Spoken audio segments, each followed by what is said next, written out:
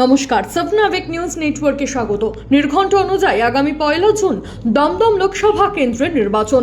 তার আগে বারাসতের শাসক দপ্তরে মনোনয়নপত্র জমা দিলেন দমদম লোকসভা কেন্দ্রের বাম প্রার্থী সুজন চক্রবর্তী। এদিন বারাসত স্টেডিয়াম চত্বর থেকে বর্ণাঢ্য মিছিল করে জেলা শাসকের দপ্তর পর্যন্ত এসে মনোনয়নপত্র জমা দিলেন তিনি। মিছিলে অংশগ্রহণ করেন কংগ্রেস সমর্থিত বাম প্রার্থীরাও। দেখে নেব সেই ছবি। জাতীয় কংগ্রেস সমর্থিত সিপিআইএম প্রার্থী কংগ্রেস সুজন চক্রবর্তী।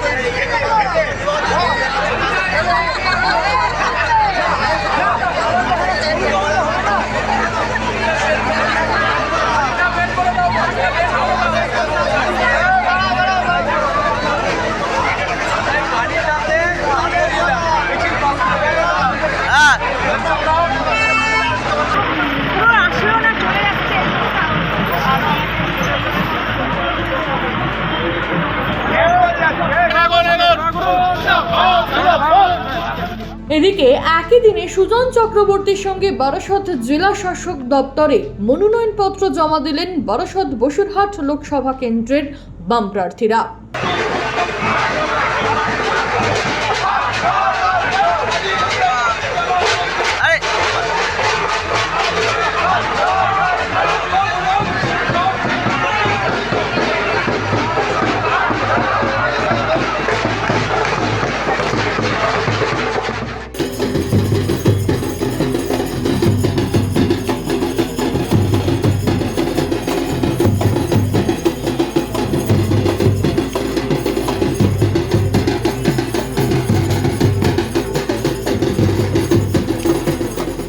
উল্লেখ্য, শেষ তৃতীয় দফা নির্বাচনে ভোটের দিন মুর্শিদাবাদ লোকসভা কেন্দ্রে বামেদের তৎপরতা ছিল চোখে পড়ার মতো।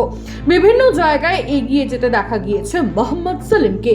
বাম নেতার ভূমিকায় আগামী দিনে সিপিআইএম কর্মী সমর্থকদের কতটা অক্সিজেন জোগালো তা সময় বলবে। তবে প্রচারের নিরিখে দমদম লোকসভা কেন্দ্রে সৌগত রায় বা শিলভদ্র দত্ত থেকে কোনো অংশে সুজন চক্রবর্তী যে পিছিয়ে নেই তা বোঝা যাচ্ছে মানুষের সাড়া দেখেই।